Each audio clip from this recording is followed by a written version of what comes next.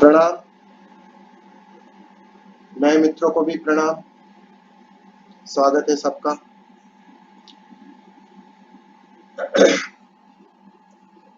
थोड़े प्रश्न लेंगे और फिर प्यारा सा ध्यान करेंगे। कोई प्रश्न हो तो मित्र पूछ ले और फिर हम प्रयोग करेंगे।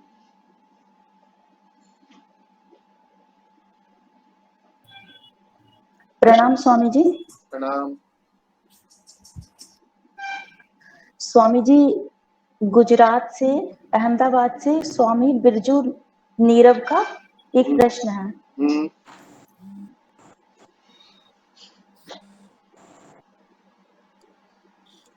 बोलूं मैं? हाँ, बोलिए ना।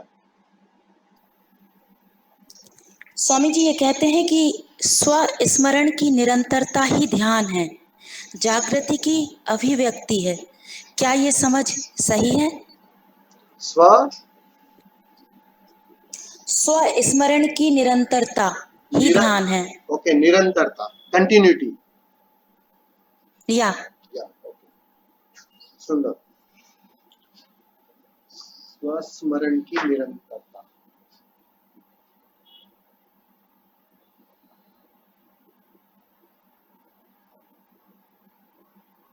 ध्यान।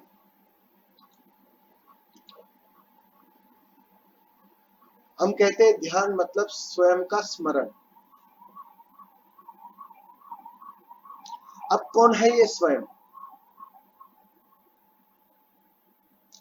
क्या है ये स्व? किस स्व की बात कर रहे हैं? किसका स्मरण करना है? गौर से देखोगे तो ये जो स्मरण कर रहा है ना, वास्तव में उसी का स्मरण है।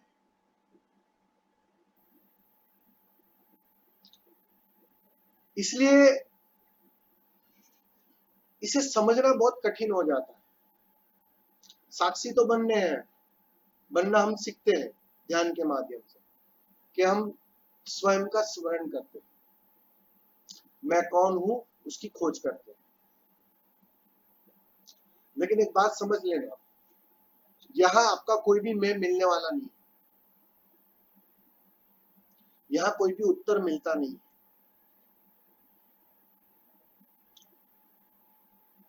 तुम जिस सातत्य की बात कर रहे हो, जिस कंटिन्यूटी की बात कर रहे हो कि स्वयं का स्मरण जितना रहे, अब देखो ये चूक कहां हो रही है, समझ में चूक है कहीं। ध्यान जब शुरू करवाया जाता है तो सातत्य की बात कही जाती है कि तुम इस बात को ठीक से कंटिन्यूटी में करो, देखते रहो, देखते रहो। तुम सिर्फ देखने वाले हो, सिर्फ तुम होशपूर्वक उसे देखते रहो। अब जितना देखने में सातत्य बनेगा, जितने तुम देखने वाले बने रहोगे, करता नहीं, बाहर बहुत कुछ हो रहा है, सब कुछ घट रहा है, बस तुम उसके सिर्फ देखने वाले बने रहो। हमने उस सातत्य पर जोर दिया था शुरुआत में, उस पर जोर देना है। उससे होता क्या है कि तुम्हारे अंदर एक कला विकसित होती है, देखने की कला। तुम देखने में माहिर हो जाते हो। जैसे एक कैमरा लगा होता है, वो कैमरा क्या करता है पूरा दिन, 24 घंटा? आपकी कोई भी प्रतिक्रिया पर वो इंटरफियर नहीं करता है, वो सिर्फ देखता है, देखते रहता है, देखते रहता है, देखते रहता है।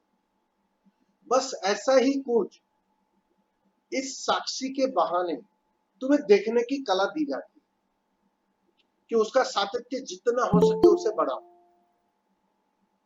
वो बढ़ाना बहुत जरूरी है।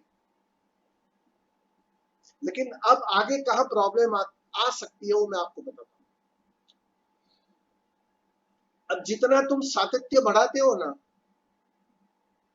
तो तुम्हारे अंदर एक सनक सवार हो जाती है, एक धुन सवार हो जाती है कि मैं उसे देखता ही रहूं, देखता ही रहूं। हालांकि एक बात गौर करना कि जैसे जैसे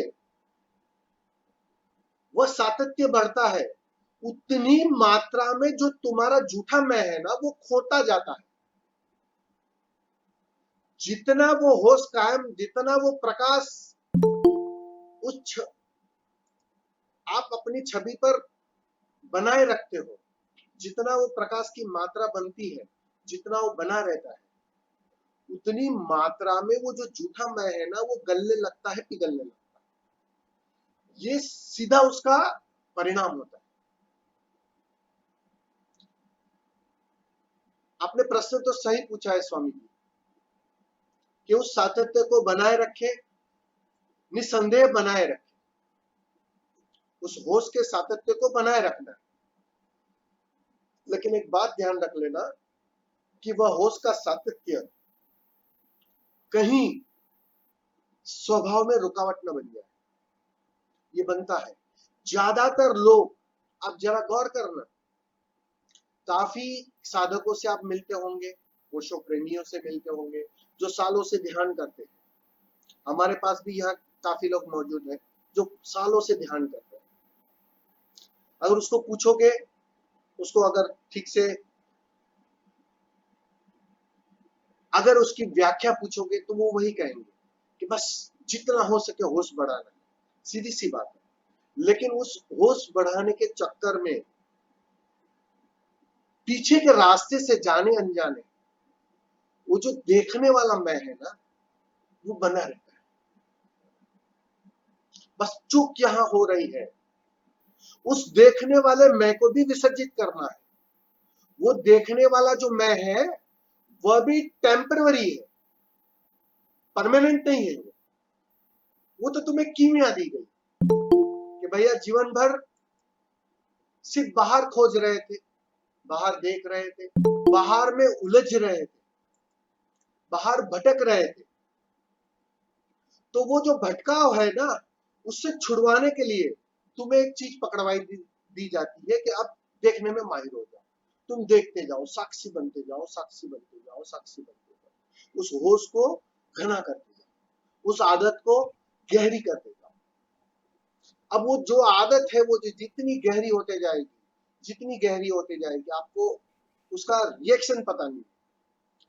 उस रिएक्शन में जाने अनजाने तुम्हारा जो ये देखने वाला मैं है ना, वो गलने और पिघलने लगता है, मिटने लगता है। और ये शुभ लक्षण है। जितनी मात्रा में ये मैं भाव मिटता है, ये शुभ लक्षण है। ये सही काम हो रहा है, असली पर्पस सॉल्व हो रहा है। तुम्हें जो ध्यान दिया गया था, तुम्हें जो ध्यान की परिभाषा दी गई थी, वो इसलिए दी गई थी ताकि उस बहाने तुम्हारे उस झूठे मैं को मिटा सके, गला सके, खत्म कर सके। क्योंकि सीधे तुम अपने तरफ से उस मैं को मिटाने के लिए राजी नहीं होते, तो साक्षी का सहारा लिया जाता है। उस साक्षी के बहाने तुम्हारी आदत को निर्मित किया जाता है, देखने की कला को निर्मित किया जाता है। अब देखने की कला जितनी गहरी होते जाती है, जितने तुम देखने में, साक्षी होने में, दृष्टा होने में माहिर होते जाते हो, वो आदत गहरे बनती जाती है अचेतन की। उतना कर्ता को बनना, खड़ा रहना मुश्किल हो जाता है। इस बात को हमेशा ध्यान रख लेना। कर्ता बन ही तब पाता है जब तुम किसी भी कृत्य में इन्वॉल्व हो जाते हो। कोई भी कृत्य हो, सवाल वो है नहीं, अच्छा या बुरा, उसका झगड़ा है ही नहीं यहाँ, उसकी कोई बात ही नहीं है। अच्छे और बुरे की हम चर्चा ही नहीं कर रहे। हम चर्चा इसलिए कर रहे हैं कि भाई तुम कहीं भी इन्वॉल्व हुए, तुम कहीं भी अटैच हो गए, कहीं भी तुम साथ में घुल मिल गए, तो जाने अनजाने तुम कर्ता बन गए। और उस कर्ता बनने में तुम जाने अनजाने नए बीज बो लेते हो, जिसकी फसल आज नहीं तो कल तुम्हें काटनी पड़ेगी। इस जन्म में नहीं तो अगले जन्म में काटनी पड़ेगी। तो ये फसल ना काटनी पड़े, नए बीज बेहोशी में ना बने, ना अंकुरित हो, तो उसके लिए तुम्हें इस होश को जगाना पड़ता है, इस साक्षी के दृष्टा को जगाना पड़ता है, इस दृष्टा में जीना पड़ता है, उसकी कला सीखनी पड़ती है। तो इसलिए तुम्हें पहले तो प्रक्रिया दी जाती है, मेथड दी जाती है कि भाई मेथड है, देखो अपनी श्वास को, आती जाती श्वास को देखो, देखो इसे चेंडिंग दिया जाता है या कुछ भी XYZ, उतना महत्वपूर्ण नहीं, लेकिन पर्पस क्या है? पर्पस ये है कि तुम्हारी आदत बदले, कर्ता की आदत घनी है तो उसे तोड़ने के लिए एक नई आदत देनी पड़ती है। तो उसके लिए ये जो स्मरण है वो देना पड़ता है और वो जारी रखना है जब तक आदत गहरी ना हो जाए। अब आपने पूछा है कि इस आदत का सातत्य, इस स्वस्मरण का सातत्य ही साधना है क्या? मैं सही दिशा में हूं? यही आपका प्रश्न है। अब सोचो जरा, जब तक वो आदत तुम्हारी अपनी ना बने, कि तुम्हें करना ना पड़े, तुम्हें स्वस्मरण करना ना पड़े, वो अपने से हो, तब तक उसे साधना पड़ेगा, तब तक वह बहुत कीमती है, तब तक उसमें ठीक से, उस आदत में ठीक से गहरे जाना पड़ेगा। जैसे जैसे वो आदत गहरी होते जाती है, गहरी होते जाती है, आपको, मुझे एक बात बताओ, आपको अपने घर जाने के लिए सोचना पड़ता है? रास्ते में हो, वह गली आ गई, तुम सहज ही मुड़ जाते, ये सब ऑटोमेटिक होता है, ऑटो मोड पर चलता है, सब कुछ ऑटोमेटिक होता है कि अपना मकान आ जाता है, तुम वहां ठहर जाते हो,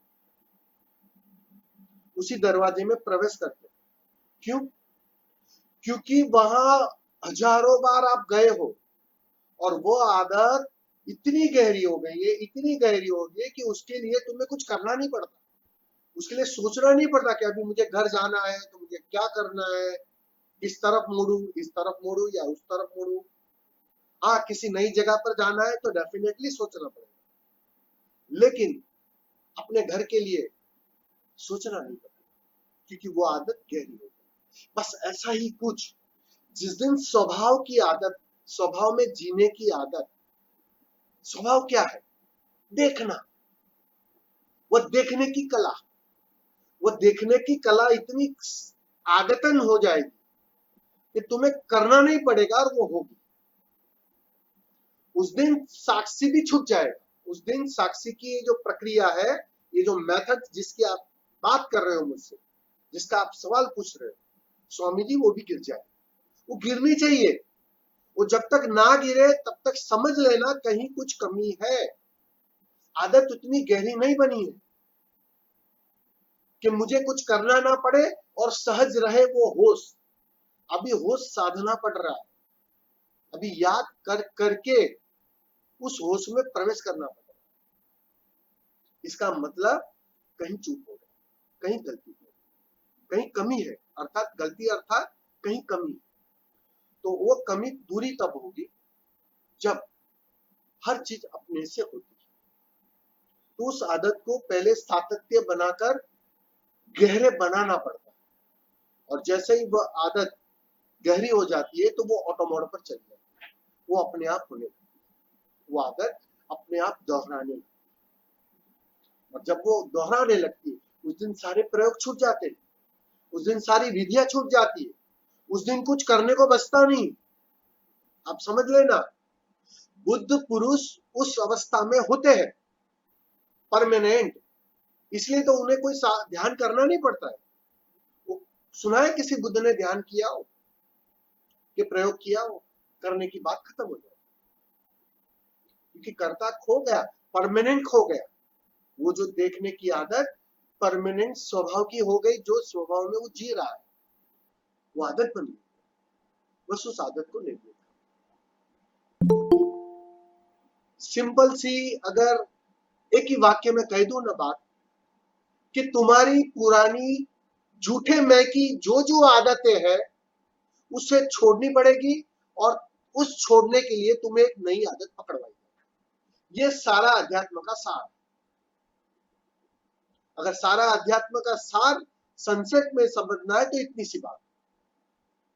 बहुत सारी आदतें हैं, क्योंकि कर्ता में ही जिए थे अब तक जन्मों जन्मों से, झूठे मैं में ही जिए थे। बस तो वो आदत तोड़नी पड़ेगी। वो आदत जितनी गहरी होती है बाहर की झूठे मैं की, उतनी ही यात्रा में समय लगता है। ये सिंपल सा नियम है।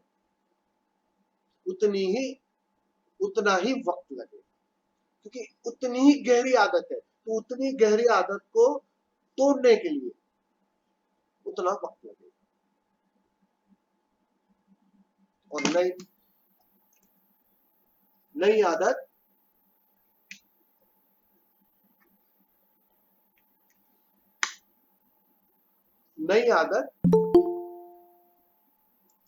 आते ही वो पुरानी आदत परमानेंट चली जाती है और वह हावी हो जाती है तुम्हारे चैतन्य पर।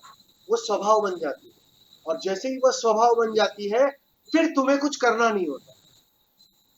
इसलिए तो कहते हैं ना, बुद्ध पुरुष स्पॉन्टेनियस जीते हैं, सहज जीते हैं। जो भीतर से आता है उसमें बहते हैं। वो बहना मुमकिन हो जाता है क्योंकि वो गहरे से गहरी आदत है। बस इतनी सी। ठीक है स्वामी जी, धन्यवाद। समझ में आई होगी बात स्वामी जी? जी स्वामी जी, आपने इतना बढ़िया समझाया कि मुझे पूरी उम्मीद है कि उनको समझ आ गई होगी। इसी तारतम्य में मैं एक छोटा सा प्रश्न और ले लेती हूँ, गुजरात से ही है। अच्छा, ले लूं स्वामी जी?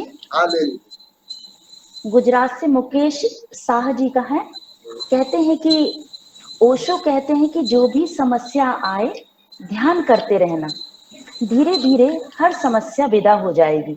पर मैं तो पिछले 4 सालों से ध्यान करता हूँ, किंतु समस्या तो कम नहीं हो रही। कृपया समझाइए। सुंदर।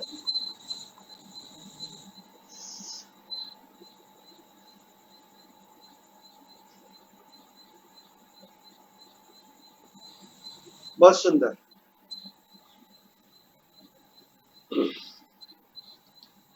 ओशो कहते हैं, मैंने भी देखा है वो कोट, ओशो की फोटो है उसमें, और कहा है ओशो ने कि तुम ध्यान करते रहे, समस्या अपने से दूर हो जाएगी, सॉल्व हो जाएगी। किसी का माइक चालू है? स्वामी प्रशांत सिंह का। ओके ओके, हो गया। हाँ, कि तुम ध्यान करते रहे ना, समस्या अपने से चली जाएगी, समाप्त हो जाएगी। अब पहली बात, आप तो साधक हो, आप सबको पता है।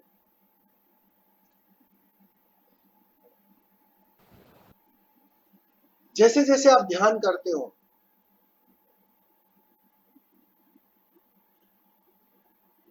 तो शुरू शुरू में तो वो जो मवाद होती है ना, वो उभरना शुरू होती है। आप 4 साल से ध्यान कर रहे हो, आपने कहा कि 4 साल से मैं ध्यान कर रहा हूं, और ओशो की ये बात मैंने देखी है, सुनी है। ओशो ने कहा है कि समस्या दूर हो जाएगी।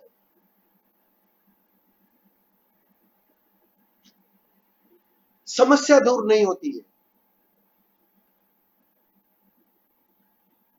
समस्या जस की तस रहती है, हालांकि बढ़ जाती है। ये साधक ठीक से और गौर से समझ ले।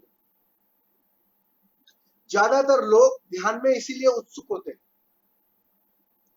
कि चलो अशांति है, थोड़ा तनाव है, थोड़ा काम में जी नहीं लग रहा है, चलो ध्यान करें। ध्यान से थोड़ी एनर्जी बनती है, थोड़ा उत्साह रहता है, थोड़ी मस्ती रहती है, दिन अच्छा जाता है, चलो ध्यान करें। ये सब आकांक्षाओं से भरकर लोग ध्यान में उत्सुक होते हैं,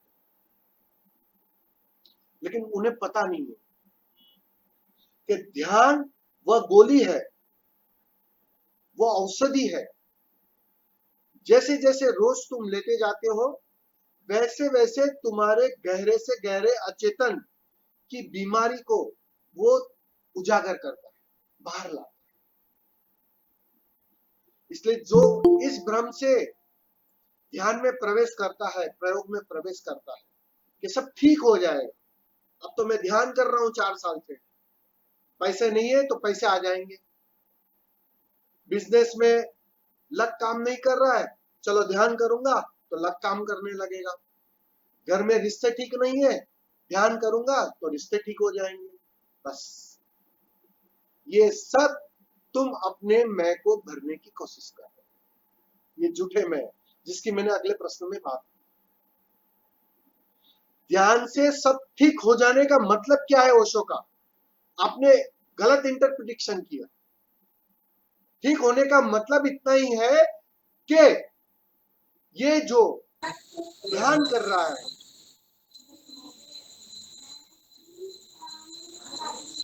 ये जो ध्यान कर रहा है वह खोने लगे। ये जो अहंकार है, ये जो मन है, जो अनुभव को जानता है, जिसके कारण अनुभव बनते हैं, चाहे अच्छे हो चाहे बुरे हो, वो खोने लगेगा, वह मिटने लगेगा। और जितनी मात्रा में वो मिटता है ना, तुम्हारे लिए समस्या समाप्त हो जाती है। हालांकि तुम्हारे घर वाले देखेंगे कि समस्या तो ऐसी ही बरकरार, गरीबी उतनी ही है। देखा है ना बुद्ध पुरुषों को, कितनी गरीबी में वो जीते, वो चाहे कबीर हो, फरीद हो, ये छोटे छोटे बहुत सारे, रविदास हो,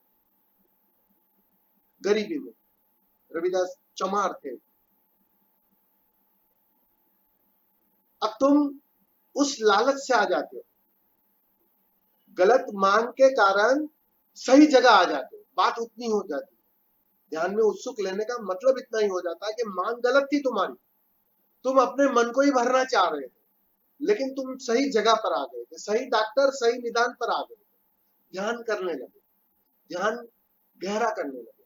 अब उस ध्यान में तुम्हारी जो अटैचमेंट थी ना, हर चीजों के प्रति, शरीर के प्रति, मन के प्रति, वो डिटेचमेंट में क्रिएट होने लगी, वो डिस्कनेक्ट होने लगी।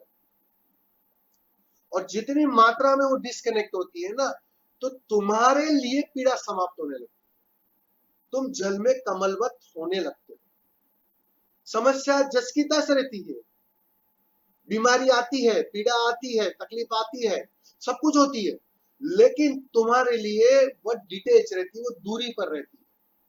जो पहले मेरी समस्या थी ना, वो अब मेरी नहीं रहती, इस शरीर की रहती है।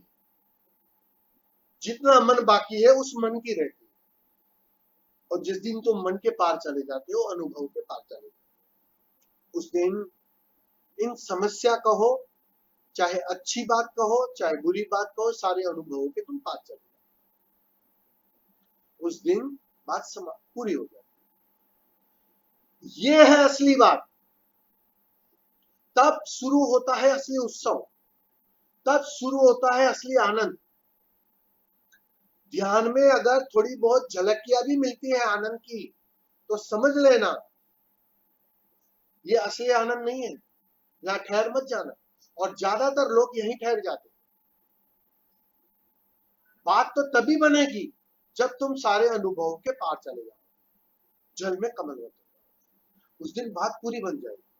उस दिन तुम्हें कुछ करना नहीं पड़ेगा, सब होने लगेगा। और वह सहज अवस्था, वह जल में कमलवत की अवस्था तुम्हें कोई पीड़ा नहीं देगी, क्योंकि मेरी पीड़ा जो थी ना वो गई, पीड़ा रहेगी, मेरी थी ना, वो जो बीच में मेरा था ना, वो तिरोहित हो। ध्यान से यह उपलब्ध हो। जो ओशो कहना चाहते हैं ना कि तुम ध्यान करते रहना, समस्या अपने से चली जाएगी। वो समस्या नहीं चली जाएगी, समस्या जिसको है वह चला जाएगा। समझ रहे हो? जिसे समस्या है, जो उस समस्या को जी रहा है, जो उस समस्या को अपना समझकर बैठा है, वह तिरोहित होने। ध्यान का ये परिणाम, वो विष की जो परत है, जो मैं की जो पकड़ है, वो गिरने, ये परिणाम। तो ये कहना चाहते हैं इसलिए स्वामी जी 4 साल से भले ही आप ध्यान करते हो, जितनी आकांक्षा से, जितनी मैं की आकांक्षा से या जितनी कंडीशनिंग से आप ध्यान करोगे, एक बात पक्की है कि तुम्हारा ध्यान घटेगा नहीं। लगता होगा तुम्हें 2 घड़ी शांति मिली, तुम्हें लगता होगा ध्यान घट गया। मैं तुम्हें दावे से कहता हूं वो ध्यान नहीं घटा है, क्योंकि आकांक्षा ही ध्यान को होने नहीं देता, ये कंडीशनिंग ही ध्यान में जाने नहीं देता। वो जो अवस्था आनी चाहिए ना तुम्हारे खोने की, वो बनती नहीं, वो आकांक्षा रोके रखती है, क्योंकि आकांक्षा नजरें टिकाए रखती है कि मैं कल ध्यान करूंगा, आज जैसा हुआ कल होगा। देखा ना, नए नए साधक को पहले दिन जो अनुभव होते हैं, पहली शिविरों में जो अनुभव होते हैं, फिर वो बहुत ट्राई करते हैं जीवन भर, 2-2, 5-5, 10-10 साल तक शिविरों में जाते हैं, ध्यान करते हैं, लेकिन वैसा अनुभव नहीं हो रहा। वही सवाल आता है कि स्वामी जी पहली शिविर में जो आनंद आया, जो हो गया, क्यों पता नहीं था ना, तुम्हें राज नहीं पता था, तुम सरल थे, भोले थे। अब तुम ध्यान के लिए भी चालाक हो गए, तो वो घटना मुश्किल हो जाता।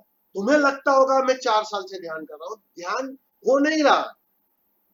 जरा इस पर गौर करना स्वामी, कहीं चूक हो रही है, या तो तुम किसी और ज्यादा मांगों से भरे, ज्यादा डिमांड से भरे, वो तुम्हें ध्यान में जाने नहीं देता। वरना ध्यान का काम ही ये, जितना वो जाएगा उतना अपने से जो समस्या को झेल रहा था वो मिटने लगेगा, और वो मिटेगा तो परिणाम में समस्या रहेगी कैसे? जो झेल रहा था वही चला गया। अब सोचो एक आदमी बीमार है 10 साल से, उसकी बीमारी की दवाई चल रही, अब वो मर गया, अब बताओ उसकी समस्या रही? कैसे रहेगी समस्या? जो समस्या को झेल रहा था कि मैं बीमार हूं, मैं पीड़ित हूं, वो गया। ध्यान से वो जाना होता है, वो मिटना होता है। वो जो मिटना है ना, वो कीमती है, और साधक इससे डरता है। यही तो डर होता है ध्यान का, यही तो समस्या होती है ध्यान। इसलिए ज्यादातर लोग ध्यान में उत्सुक नहीं होते। जो उत्सुक होते हैं वो भी किसी और कारण से उत्सुक होते हैं, वो किसी और वजह से आए थे। जो असली पर्पस है ध्यान का, उसके लिए नहीं आए थे। वो समाधि कहो, वो आनंद कहो, उसकी खोज में नहीं आए थे। वो किसी और कारण से। इसीलिए इतने ढेर सारे लोग, इतने ढेर सारे शिविरें, इतने ढेर सारे आध्यात्मिक गुरु, इतनी ढेर सारी व्यवस्था, फिर भी गिने चुने लोग उपलब्ध हो पाते। गिने चुने, उंगलियों में गिन सकते हो। क्या वजह है? यही वजह, गलत डिमांड, गलत कारण। तो स्वामी जी पहले तो आपकी जो आकांक्षा है ध्यान के संबंध में, वो पहले छोड़ दो। वो छोड़ोगे तो देखना प्रयोग के गुणधर्म बदल जाएंगे, प्रयोग का परिणाम बदल जाएगा। ये आप करके देखना। ये जो झूठी मांग है ना, तुम्हें ध्यान में जाने नहीं देगी। और जब तक ध्यान घटेगा नहीं, ओशो ने साफ शब्दों में कहा, तुम ध्यान करते रहना, समस्या अपने से चली जाएगी। अब तक ध्यान तो हो ही नहीं रहा है आपका 4 सालों से। लगता होगा आपको कि ध्यान हो रहा है, लेकिन ध्यान हो नहीं रहा है। समस्या जाएगी कैसे?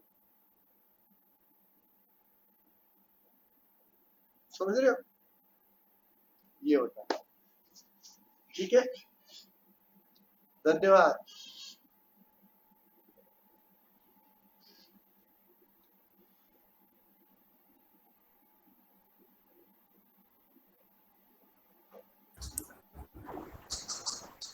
किसी और मित्र का प्रश्न हो तो ले लेंगे प्लीज।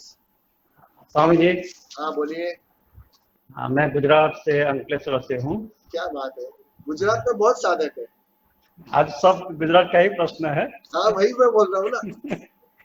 तो मेरा एक छोटा सा प्रश्न है, बड़ा नहीं है। नहीं बोलिए ना आराम से। हाँ, मुझे अकारण डर लग रहा है, सॉरी। इसका कोई सॉल्व? अकारण डर। ओके ओके, ये मतलब थोड़ा मुझे थोड़ा जानना पड़ेगा, कितने समय से लग रहा है, मतलब ध्यान वगैरह करते हो आप, कितने समय से करते हो? नहीं, बहुत समय से है। ध्यान ध्यान व्यान कुछ करता नहीं हूँ।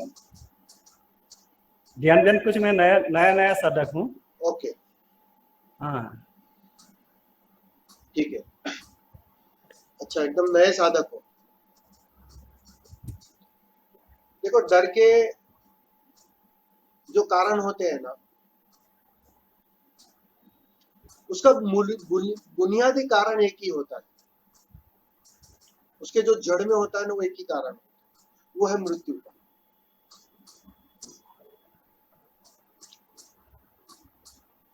मृत्यु का ही डर होता है, दूसरे सब डर दिखाई पड़ते हैं कि इस कारण से डर लग रहा है।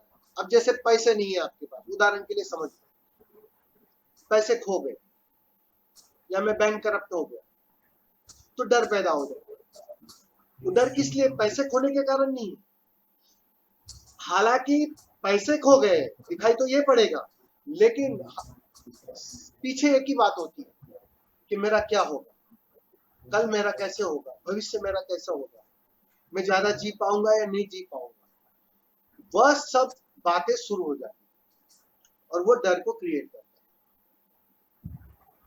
तो डर का बेसिक कारण जो है, मूल कारण जो है, मूल में जड़ में, वो मृत्यु है। अभी आपको मृत्यु से कोई डर लग रहा है वो मुझे बताइए।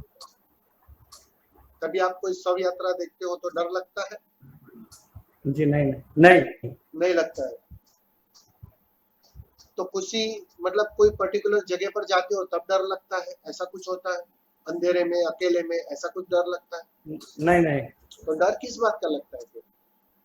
कोई कारण ही नहीं है इसमें, अंदर से कुछ होता है। नहीं तो कारण कुछ नहीं। डर में क्या हो रहा है? डर में आपको एक्चुअली क्या है? उस डर में आपको फील क्या हो रहा है?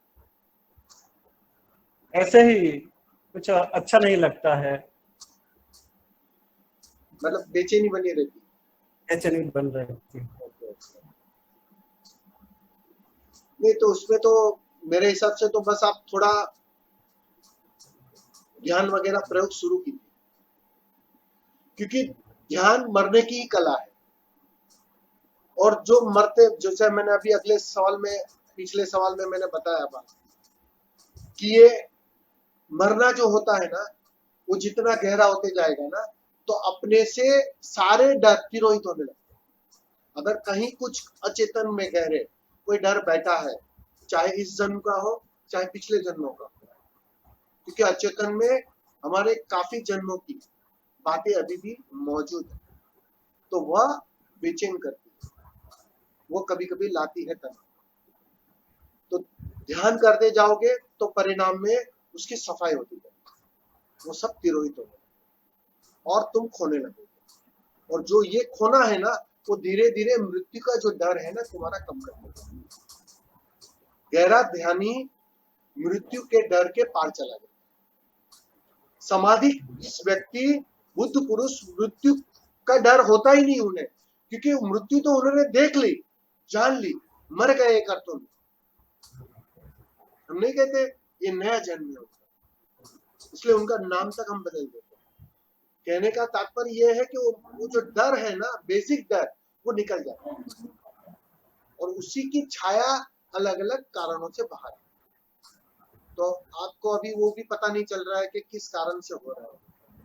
तो जो मेरी समझ में आ रही है बात, मैं उतना कह सकता हूँ कि बस थोड़ा कोई भी एक प्रयोग शुरू कीजिए, ध्यान शुरू कीजिए।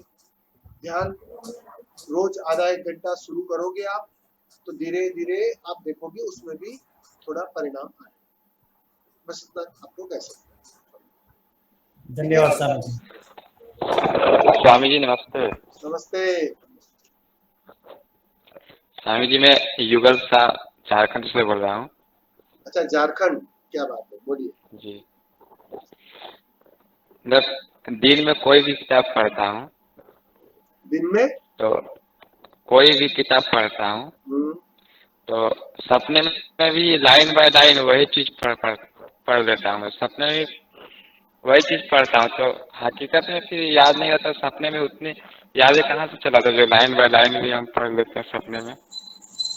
मतलब ये कैसे? दिन में जो आप पढ़ते हो वही सपने में आता है।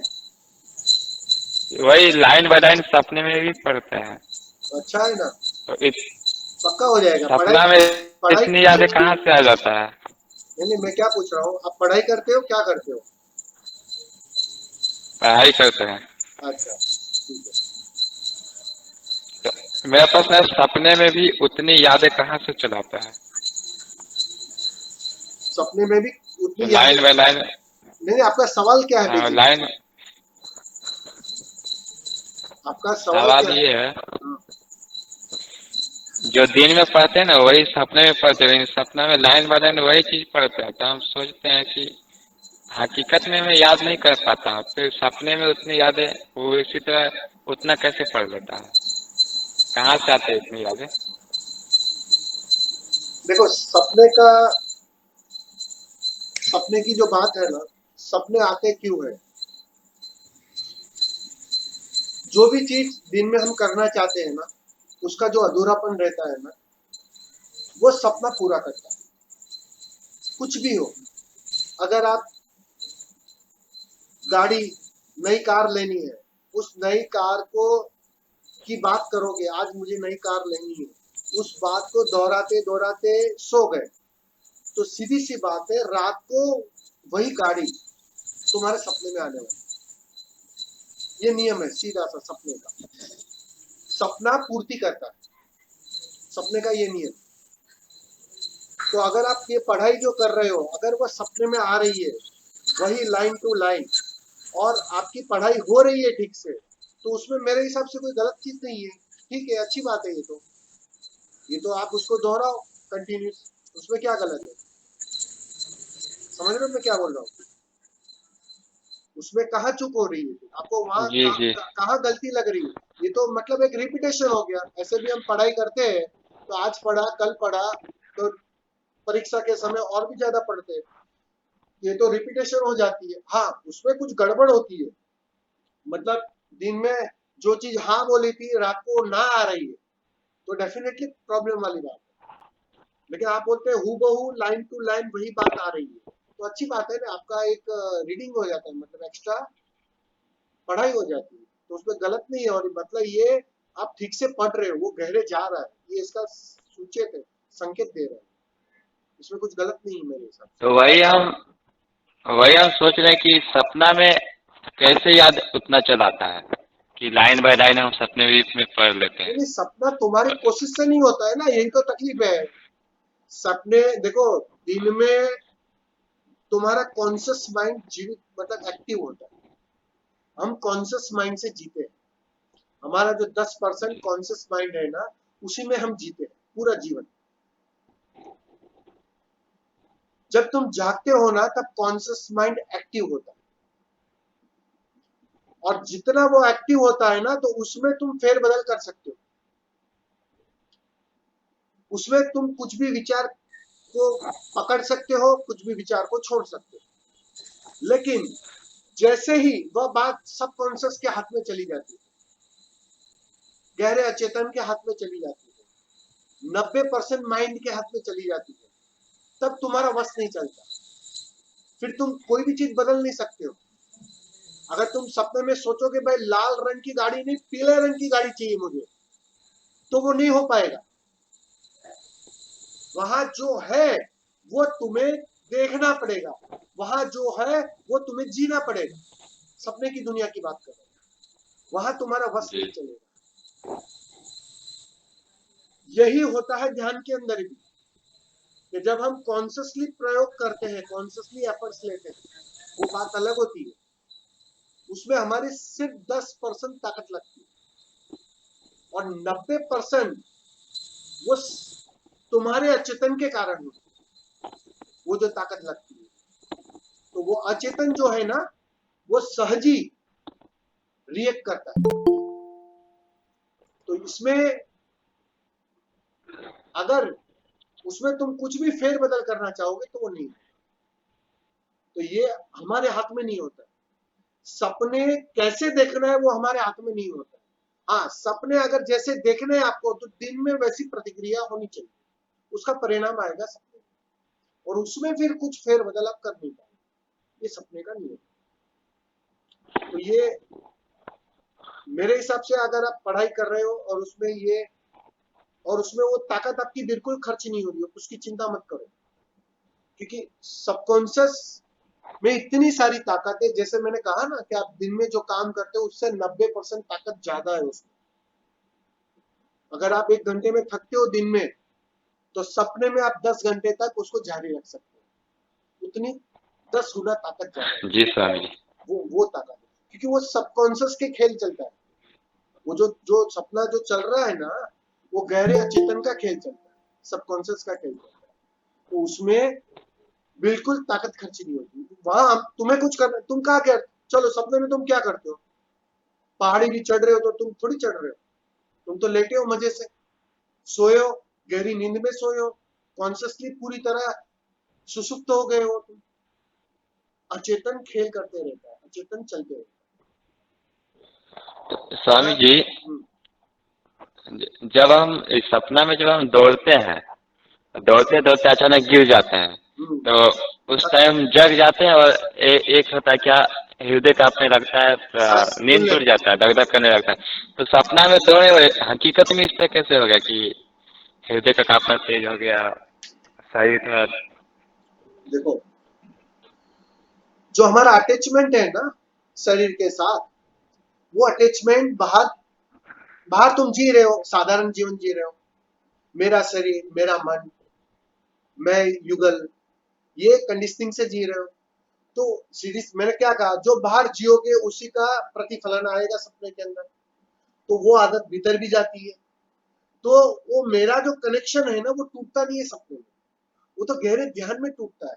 ध्यान में होता क्या है, ध्यान में धीरे धीरे पहले बाहर की आदतें समाप्त होती है, बाहर की आदतें बदलती है, और वो आदत इतनी बदलने लगती है कि गहरे अचेतन की गहरे से गहरी परत की आदत भी टूटने लगती है। तो वो जो आदत टूटती है ना, तो वह फिर मेरा जो मैं हूं, मैं वो समाप्त होने लगता है। तो वो उसी के कारण ये सब झंझट है, ये मेरे का ही संसार है, मेरा ही झंझट है, वो मेरा टूटने लगता है। तो गहरे ध्यान में वो टूट जाता है। तो सपने में जो आपको ये हो रहा है, ये इसी की वजह से हो रहा है, क्योंकि मैं ही दौड़ रहा हूँ ना, ये मेरा कंडीशनिंग जा नहीं रहा है। वो मेरा कंडीशनिंग, तो आप कितने समय से ध्यान वगैरह करते हो? वही 4-5 महीना। ठीक है, थोड़ा ध्यान जारी रखो, कंटिन्यूस, धीरे धीरे फर्क पता चलेगा कि बाहर जी की पकड़ टूटने लगेगी मैं की, और जैसे जैसे बाहर की मैं की पकड़ टूटने लगेगी, तो सीधी सी बात है, बाहर का जो जीवन है बिना मैं का, मतलब झूठे मैं की बिना का, वो जीने की आदत बनने लगेगी। और जैसे जैसे वो आदत बनने लगेगी, तो वही सपने में फलित होने लगेगी, सपने भी अपने से गिरने लगेंगे, कम होने लगेंगे। सपने होते ही इसलिए कि दौड़ अभी बहुत है, मांग अभी बहुत है, बहुत पाना है, बहुत जानना है, बहुत कुछ अचीव करना है, वही सपने निर्मित करता है। वो बाहर भी दौड़ाता है, बाहर तो दौड़ते ही हो, वो भीतर सपने के अंदर उसको और कई गुना करके और दौड़ाता है। तो वो दौड़ना गिरेगा कब, वो तो जब तुम्हारा मैं भाव टूटेगा, कंडीशनिंग टूटेगा, मेरा टूटेगा, तो ध्यान का वो परिणाम आएगा, धीरे धीरे आएगा। अभी तो शुरुआत है, थोड़ा ध्यान में गहरे उतरो, प्रयोग करो, वो परिणाम आएगा। ठीक है गुरुजी, डायनेमिक ध्यान क्या है, सर समझाइए। डायनामिक डायनेमिक क्या ध्यान है? क्या है? डायनामिक क्या? डायनेमेटिक ध्यान। हाँ, डायनामिक ध्यान। या हाँ, ओशो की, तो किसे कैसे क्या हाँ, कैसे किया जाता था, समझाइए। आप कहाँ रहते हैं? झारखंड में? जी तो वहाँ कहीं सेंटर होगा ना आसपास में, है ओशो सेंटर? रायपुर है एक। ओके, तो सेंटर वगैरह रहेगा ना, या शिविर वगैरह रहेगी, तो वहाँ एक बार आप जाके आओ, 3 दिन का शिविर रहता है। मेरा भी कभी जी शिविर रहेगा झारखंड साइड में, तो सीधा काम हो जाएगा। या किसी और का भी रहेगा, उससे कोई फर्क नहीं पड़ता। अब कहीं भी किसी की भी शिविर में जाकर आओ, वहां डायनामिक करवाएंगे 4 दिन, क्योंकि ये शब्दों में समझाना थोड़ा कठिन है। इतना कह सकता हूं कि डायनामिक बहुत जरूरी है सारे साधकों, सारे नए साधकों को तो बहुत जरूरी। 3 महीना 4 महीना आप ठीक से डायनामिक से गुजरोगे तो तुम ध्यान के लिए तैयार हो जाते, तुम बैठने के लिए तैयार हो जाते। बहुत सारी बेचैनी है जो तिरोहित हो जाती, वो तुम्हें बैठने की कला देता है। डायनामिक का परिणाम क्या होता है? डायनामिक वास्तव में ध्यान नहीं है, वो एक प्रयोग है। उस प्रयोग के माध्यम से तुम बैठने में सक्षम हो जाते, क्योंकि बहुत सारी बेचैनी तुमने डायनामिक के माध्यम से उलेट दी, रेचन के माध्यम से निकाल दी, फेंक दी बाहर, कचरा पूरा बाहर तिरोहित कर दिया, जल गया कचरा। अब तुम स्वस्थ हो, कोरे हो, अब तुम बैठ सकते हो, बिना हिले डुले, बिना कुछ किए, बिना किसी मांग के तुम बैठ सकते हो। वो कला आ जाती है डायनामिक से। और जैसे ही वो व्यक्ति बैठने में सक्षम होने लगता है, बैठने में उसके पास एक धैर्य आने लगता है, एक प्रतीक्षा आने लगती है, एक कला आ जाती है बैठने की, बेचैनी चली जाती है। तुम देखना, ध्यान तो चुटकियों में बन जाता है, ध्यान तो चुटकियों में परिणाम में आता है। सीधा तुम ध्यान करने बैठोगे आंखें बंद करके तो बहुत कठिन हो जाएगा, वो बेचैन ही होते रहो।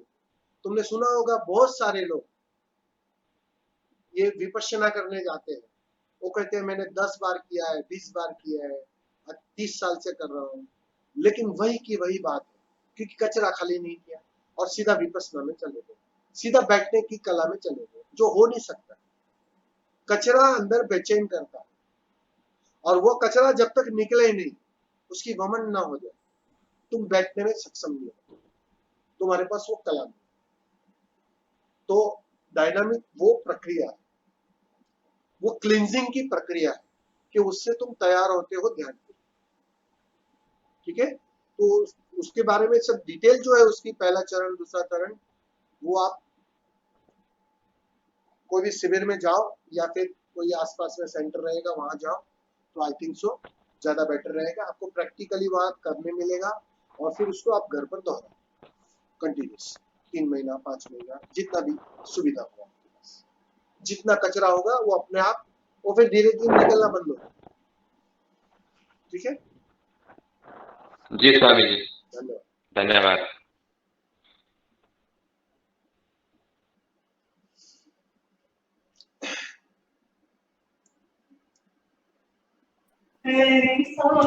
प्रणाम स्वामी जी। प्रणाम। स्वामी जी, एक मैं अपना छोटा सा प्रश्न ले लूं, मेरा खुद का है। हाँ बोलिए। स्वामी जी, मैं बचपन से जिस नेचर की हूँ ना, तो मैं परंपराओं मान्यताओं को तब तक नहीं मान पाती जब तक मेरा दिल उनकी सार्थकता को स्वीकार ना करे। ठीक है, अब मेरी सासू माँ है जो, मतलब अब तो नहीं है, तो जब वो थी तो कहती थी बेटा कुछ ये तर्पण वगैरह की विधियां ये सब सीख लो, नहीं तो तुम्हारे भरोसे तो मैं मरने के बाद भी मुझे प्यासा ही मरना पड़ेगा, तुम जिस तरह की हो। तो अभी वो इस दुनिया में नहीं है, तो ये बात मैं कभी कभी सोचती हूँ कि इसकी सार्थकता क्या है तर्पण वगैरह की, इससे क्या हमारे पूर्वजों का कैसी प्यास बुझती है, वो कौन सी प्यास है जो वो हम लोग यहाँ पानी देते हैं और वहां बुझ जाती है, समझ नहीं आता।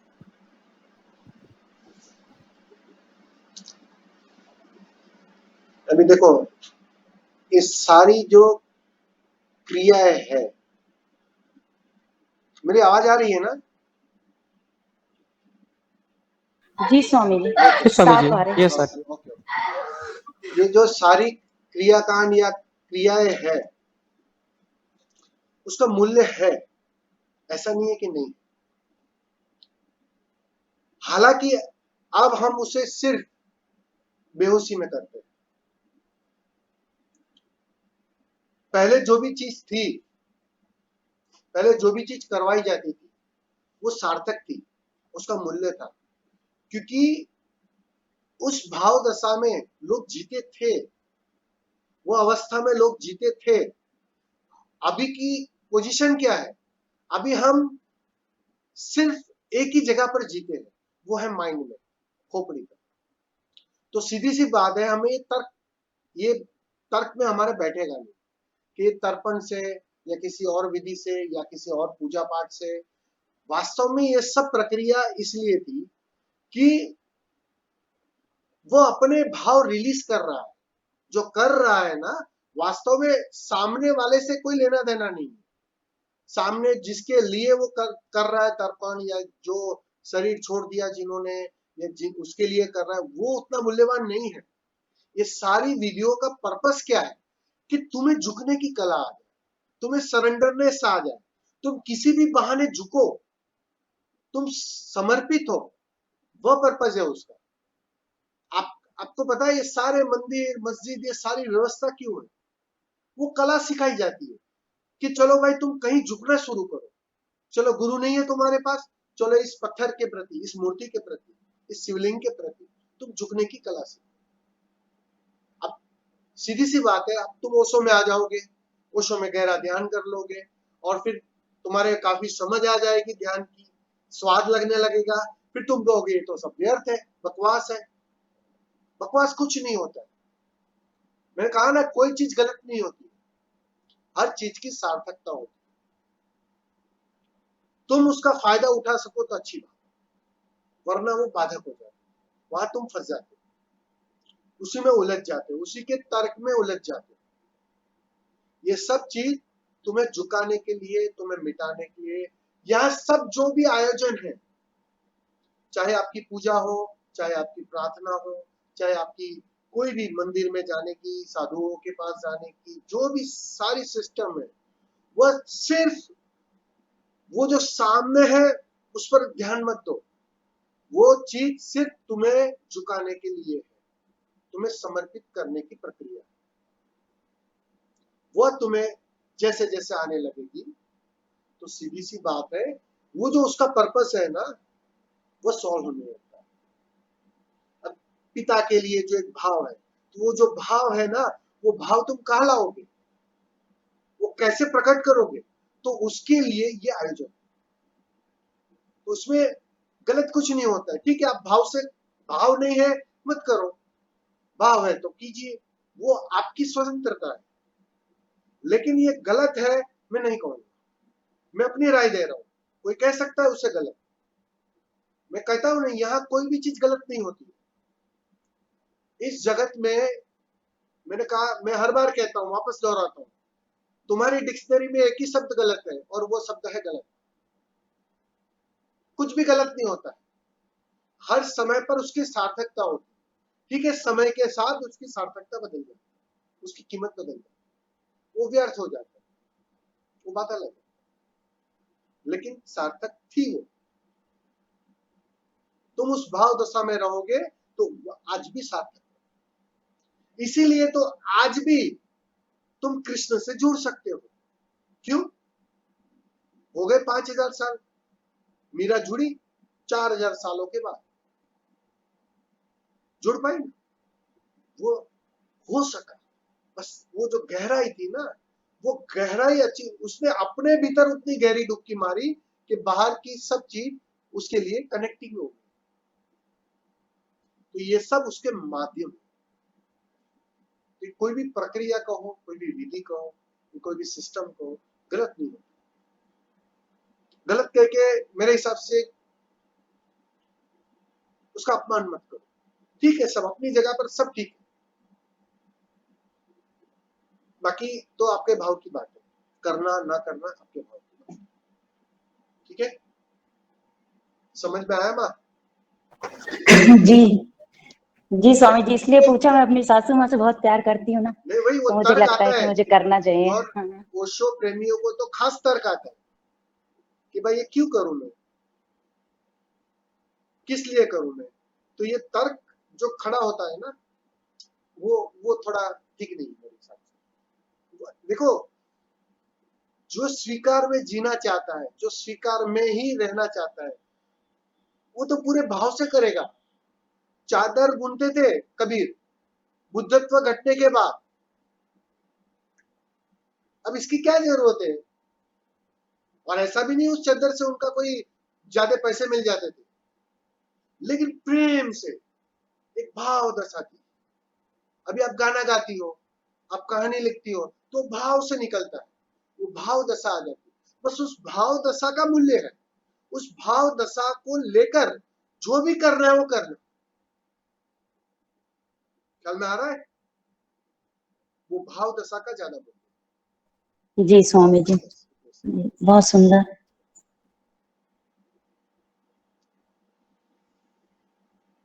और बोलिए, कितना बजा? घड़ी भी नहीं है आज तक। अच्छा ठीक है, अभी प्रयोग करेंगे हम लोग।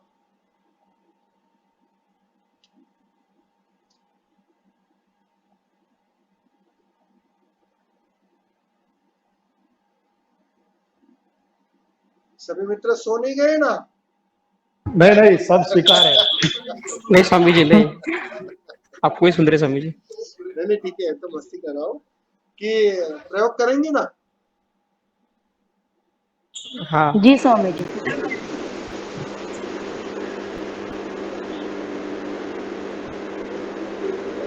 ठीक है, सभी मित्र पूरी तरह रिलैक्स हो जाए।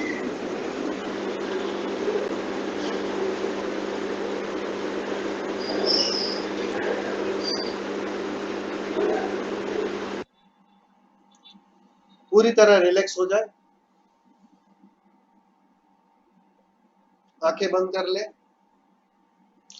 और जितना हो सके अपने शरीर को छोड़ दे।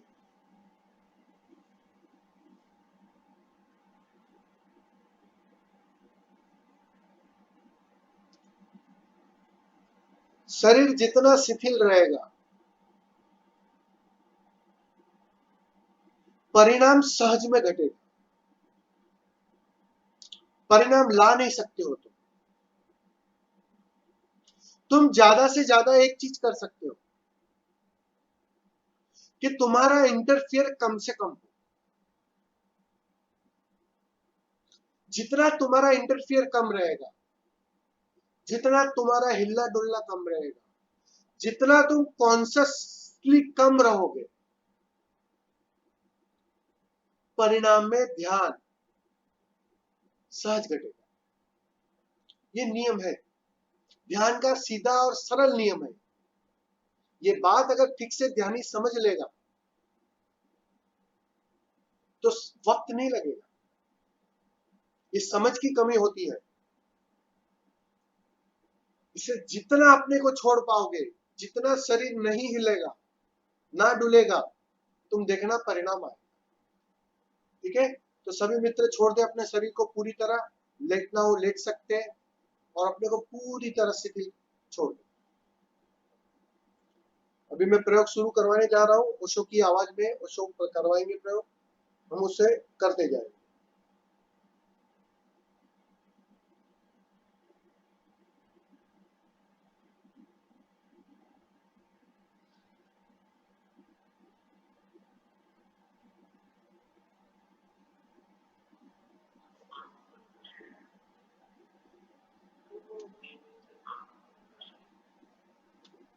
Bluetooth mode. Connect to the Bluetooth.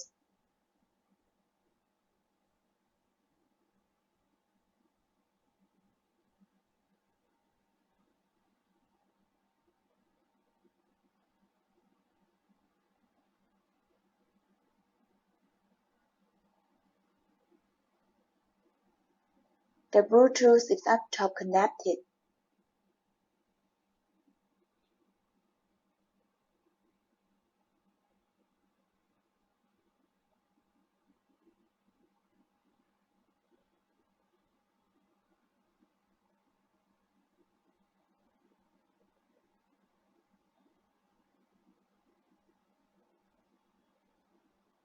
Connect to the Bluetooth.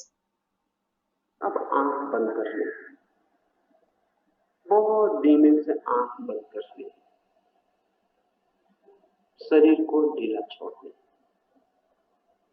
आंख बंद कर ले, शरीर को ढीला छोड़ दे। जैसे शरीर में कोई प्राण ही ना हो, ऐसा ढीला छोड़ दे। और 3 मिनट तक मैं सुझाव दूंगा, मेरे साथ अनुभव करें। 3 मिनट तक मैं सुझाव दूंगा, सजेशन दूंगा कि शरीर शिथिल हो रहा है, शिथिल हो रहा है, शिथिल हो रहा है। रिलैक्स हो रहा है, रिलैक्स हो रहा है। तो भीतर आपको अनुभव करते जाना है कि शरीर शिथिल हुआ, शिथिल हुआ, शिथिल हुआ, शिथिल हो रहा है। अनुभव ही नहीं करना, अनुभव के साथ शरीर को शिथिल छोड़ते चले जाना है। एक 3 मिनट में शरीर बिल्कुल मिट्टी की तरह हो जाएगा, बिखर जाएगा, गिर जाएगा, झुक जाएगा। तो आपको कोई बाधा नहीं देनी।